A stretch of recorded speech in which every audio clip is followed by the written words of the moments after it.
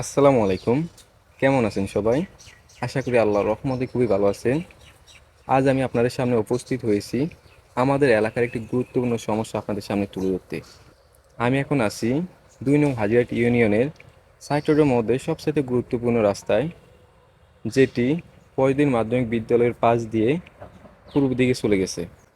প্রতিদিন শিক্ষার্থী, কৃষক, জেলে, ব্যবসায়ী, রোগী সহ অসংখ্য মানুষ এই পথ ব্যবহার করেন। আবার এ পথ দিয়ে অসংখ্য মানুষ জীবিকার সন্ধানে নোয়াখালী, চট্টগ্রাম সহ দেশের বিভিন্ন অঞ্চলে ছুটে যায়। কিন্তু দুঃখের বিষয়, রোডের এতটাই বেহাল অবস্থা যে এই রোড দিয়ে মোটর সাইকেল ছাড়া আর কোনো যানবাহন চলাচল করতে পারে না। আবার সামান্য বৃষ্টি হলে রোড আরও বিপজ্জনক হয়ে ওঠে। তখন মোটর সাইকেলও আসতে চায় না এই রোড দিয়ে। বছরের বছর ভাঙাচোরা গর্ত আর কাদাভরা এই সড়ক দিয়ে হাজারো মানুষ জীবন ঝুঁকি নিয়ে চলাচল করতেছে। আমি আপনাদেরকে দেখানোর আরেকটু বলে নেই। আমি এখন যেখানে দাঁড়িয়ে আছি, আমার সামনের অংশটুকু বাদে রোডের বাকি অংশটুকু দিয়ে শুষ্ক মৌসুমে, মানে যখন বৃষ্টিপাত হয় না, তখন কোনোরকম চলাচল করা যায়। আর যখন বৃষ্টিপাত হয় তখন এই রোডটি জাহান্নামে পরিণত হয়। যারা এসেছেন তারা খুব ভালো করেই জানেন। আমি আপনাদেরকে একটু সামনের অংশটুকু দেখাই। দেখেন কি ভয়াবহ অবস্থা। এই যে রোডের এই অংশটুকু দৈল্যা বর্ষা 12 মাসই মরণ ফাঁদ হিসেবে কাজ করে।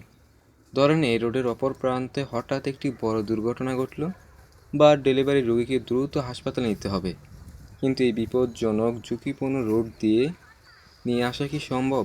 আপনারাই বলেন। আরও দেখেন, এখানে কত বড় এক সুড়ঙ্গ হয়ে গেছে। দেখা যাবে কিছুদিনের মধ্যে রাস্তাটি ধসে পড়বে, এখানে খালে পরিণত হবে। আর খালে পরিণত হলে তখন কি অবস্থা হবে তা তো আপনারা ভালো করেই জানেন। অথচ এই দুর্ভোগ যেন দেখার কেউ নাই। জনগণের কষ্ট লাঘবে যাদের এগিয়ে আসার কথা, তাদের কোনো কার্যকরী ভূমিকাই চোখে পড়ে না। আমি এখানে কারো সমালোচনা করতেছি না। আমি চাই সমস্যাটা সবার নজরে আসুক এবং সমাধান হোক। সাধারণ মানুষের এই দুর্ভোগ দূর করতে দ্রুত প্রয়োজনীয় ব্যবস্থা নেওয়া হোক, এটাই আমার প্রত্যাশা। আর আপনাদের কাছে অনুরোধ, ভিডিওটি শেয়ার করুন যাতে সমস্যাটি দায়িত্বশীল মানুষদের কাছে পৌঁছায়। আর এতক্ষণ সাথে থাকার জন্য আপনাদেরকে অসংখ্য ধন্যবাদ। আল্লাহ হাফেজ।